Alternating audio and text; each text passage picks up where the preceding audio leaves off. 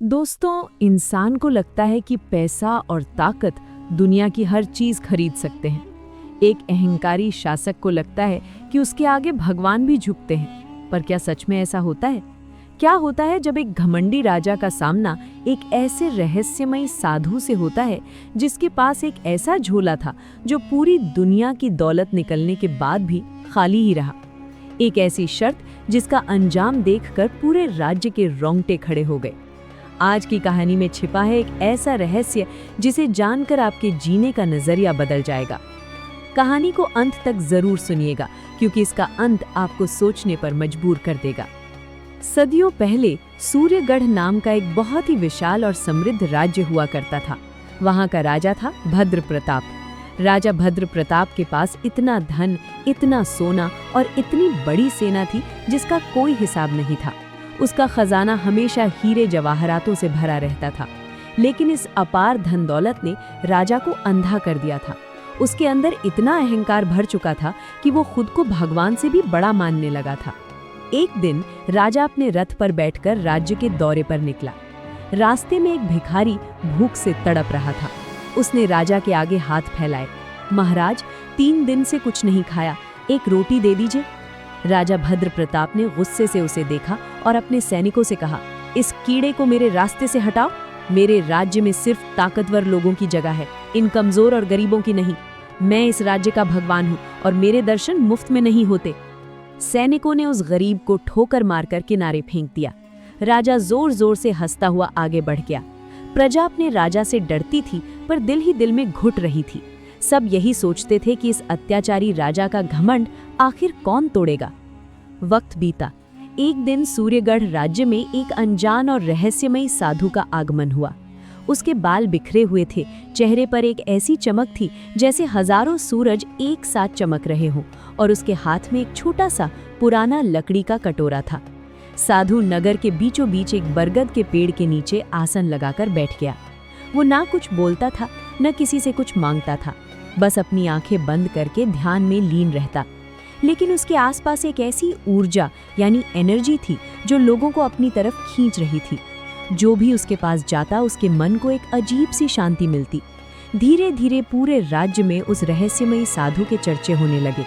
लोग राजा को भूलकर उस साधु के पास अपनी परेशानियां लेकर जाने लगे। जब ये बात राजा भद्र प्रताप के कानों तक पहुंची तो उसका अहंकार आग बबूला हो उठा। राजा गरजा, कौन है वो पाखंडी जो मेरे राज्य में आकर मेरी प्रजा को गुमराह कर रहा है? यहाँ सिर्फ मेरी पूजा होती है। मंत्री, उस साधु को जंजीरों में जकड़कर मेरे सामने पेश करो। सैनिक तुरंत उस बरगद के पेड़ के पास पहुंचे। उन्होंने साधु को धमकाया, पर साधु की आंखों में डर का एक कतरा भी नहीं था। वो बड़ी शांति से मुस्कुराया और बोला, राजा मुझे बुलाना चाहता है तो चलो देखते हैं तुम्हारे राजा के पास कितनी दौलत है। साधु को दरबार में लाया गया। पूरा दरबार भरा हुआ था। राजा अपने ऊंचे सिंहासन पर बैठा था, अहंकार से चूर। उसने साधु को ऊपर से नीचे तक देखा और बड़े अपमानजनक स्वर में बोला, सुना है तुम बहुत बड़े चमत्कारी हो, मेरे राज्य की भोली जनता को बेवकूफ बना रहे हो। मांग, क्या मांगता है? सोना, चांदी, जमीन? एक बार मांग कर देख। इस भगवान, खुद को इशारा करते हुए, कि खजाने में किसी चीज की कमी नहीं है, फिर मुझे मानना कि मैं ही इस दुनिया का सबसे बड़ा स्वामी हूँ। दरबार में सन्नाटा छा गया। सभी दरबारी अपनी सांसें रोके खड़े थे। साधु हल्के से मुस्कुराया।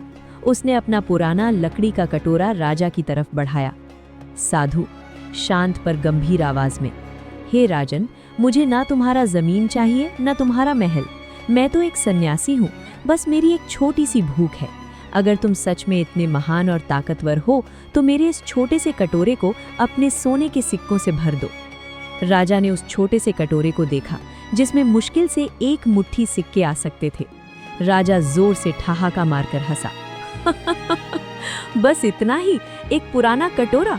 लगता है तू पागल हो गया है सन्यासी। मंत्री, एक थैली सोने के सिक्के लाओ और इस भिखारी का कटोरा भर दो। इसे दिखाओ राजा भद्र प्रताप की ताकत। साधु चेतावनी देते हुए, सोच लो राजन, ये कटोरा देखने में छोटा जरूर है, पर अगर इसमें डालना शुरू किया तो इस शर्त से पीछे नहीं हट पाओगे। अगर ये कटोरा भर गया तो मैं हमेशा के लिए यहाँ से चला जाऊंगा, पर अगर तुम्हारे राज्य का पूरा खजाना भी इसे भर न पाया तो तुम्हें अपना अहंकार त्यागना होगा। राजा गुस्से में, मुझे शर्त मंजूर है, डालो इसमें सोना। खजांची ने एक थैली सोने के सिक्के निकाले और साधु के कटोरे में डालने लगा। छन छन छन सिक्के कटोरे में गिरे, लेकिन अगले ही पल दरबार में बैठे हर शख्स की आंखें फटी की फटी रह गईं। जैसे ही सिक्के कटोरे के अंदर गए, वो गायब हो गए। कटोरा फिर से पूरी तरह खाली था। खजांची घबरा गया। उसने एक और थैली डाली, वो भी गायब। उसने 10 थैलियां डाली, सब गायब। कटोरा अभी भी वैसा का वैसा पूरी तरह खाली था। राजा भद्र प्रताप सिंहासन से उठ खड़ा हुआ। उसके माथे पर पसीना आने लगा था। उसका घमंड उसे रोक रहा था। उसने गरज कर कहा, मंत्री, खजाने के द्वार खोल दो, बोरियों में भरकर सोना लाओ और इस कटोरे में डालो। मैं देखता हूं इस छल कपट को। सैनिक दौड़ते हुए गए। सोने की बोरियां आने लगीं। 1 बोरी, 2 बोरी, 10 बोरी, 50 बोरियां। कटोरा सब कुछ निगलता जा रहा था, जैसे उस कटोरे के अंदर कोई अनंत कुआं, एंडलेस वेल छिपा हो। हीरे, मोती, पुखराज, सब कुछ उसमें डाला गया, पर जैसे ही कोई चीज उस कटोरे को छूती, वो हवा में गायब हो जाती। दरबार में हाहाकार मच गया। सुबह से शाम हो गई। राजा का आधा खजाना खाली हो चुका था। राजा की आंखें लाल हो चुकी थीं, उसकी सांसें फूल रही थीं। अहंकार अब डर और जिद में बदल चुका था। राजा चिल्लाते हुए, नहीं, ये नहीं हो सकता, मेरा पूरा खजाना लाओ, रानियों के जेवर लाओ, मेरे रथ का सोना उतार लो, पर इस सन्यासी को हराओ। रात ढल चुकी थी। सूर्यगढ़ का वो अहंकारी राजा, जिसके घमंड की कोई सीमा नहीं थी, आज बेहाल था। उसका मुकुट जमीन पर गिरा पड़ा था। उसके कपड़े मिट्टी में सन गए थे। खजांची रोते हुए राजा के पास आया और बोला, महाराज, अनर्थ हो गया। राजकोष पूरी तरह खाली हो चुका है। राज्य में अब एक तांबे का सिक्का भी नहीं बचा है, पर ये कटोरा अभी भी खाली है। राजा भद्र प्रताप अपने घुटनों के बल जमीन पर गिर पड़ा। उसका पूरा वजूद हिल चुका था। उसने साधु की आंखों में देखा, वहां कोई जीत का घमंड नहीं था, बस एक शांत करुणा थी। राजा रोते हुए साधु के कदमों में गिर गया। उसके आंसू साधु के पैरों को धो रहे थे। राजा रोते हुए कपकपाती आवाज में, मुझे क्षमा कर दें प्रभु, मुझे क्षमा कर दें। मेरा अहंकार टूट गया, मैं सब कुछ हार गया।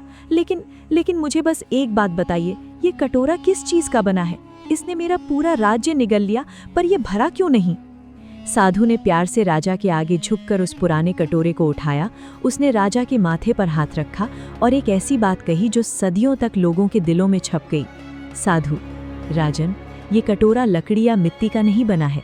ये कटोरा इंसान की इच्छा यानी लालच और अहंकार का बना है। राजा चौंक कर साधु को देखने लगा। साधु ने आगे कहा, इंसान का लालच और अहंकार बिल्कुल इस कटोरे की तरह होता है। तुम इसमें पूरी दुनिया की दौलत डाल दो, सारी ताकत डाल दो, सारे सुख डाल दो, ये कभी नहीं भरता। ये हमेशा और ज्यादा मांगता है। तुम अपने घमंड में अंधे हो गए थे। तुम्हें लगा कि पैसा और ताकत ही भगवान है, पर देखो, एक छोटे से इच्छा के कटोरे ने तुम्हारी सारी हैसियत मिट्टी में मिला दी। साधु की आवाज पूरे दरबार में गूंज रही थी। सच्ची ताकत दौलत में नहीं, संतोष में है। जिस व्यक्ति के पास संतोष है, उसका कटोरा हमेशा भरा रहता है, और जिसके पास अहंकार और लालच है, वो पूरी दुनिया जीतकर भी अंदर से खाली और भिखारी ही रहता है। उस रात राजा भद्र प्रताप की आंखों से अहंकार की पट्टी हमेशा के लिए हट गई। उसने अपने राज्य का सारा जुल्म खत्म कर दिया। अगले दिन जो बचा कुचा धन उसने गरीबों से छीना था, वो उन्हें वापस कर दिया।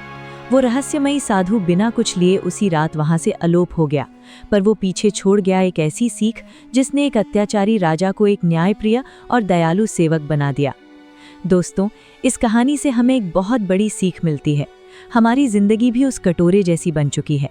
हम दिन रात और पैसा और गाड़ियां और ताकत के पीछे भागते रहते हैं। हम भूल जाते हैं कि लालच का कटोरा कभी नहीं भरता। मेहनत करना जरूरी है, पर उसके साथ अपने अंदर छिपे अहंकार और लालच को खत्म करना भी उतना ही जरूरी है। संतोष ही सबसे बड़ा धन है। क्या आपके आसपास भी कोई ऐसा इंसान है जिसमें इस राजा जैसा अहंकार हो? मुझे कमेंट करके ज़रूर बताएं। अगर आपको ये कहानी दिल से अच्छी लगी हो, इसने आपको अंदर तक छुआ हो, तो इस वीडियो को लाइक करें, अपने परिवार और दोस्तों के साथ शेयर करें और हमारे चैनल को सब्सक्राइब करना बिल्कुल ना भूलें। मिलते हैं ऐसी ही एक और रहस्यमयी और सीख देने वाली धार्मिक कहानी के साथ। तब तक अपना ख्याल रखें। जय श्री कृष्ण। हर हर महादेव।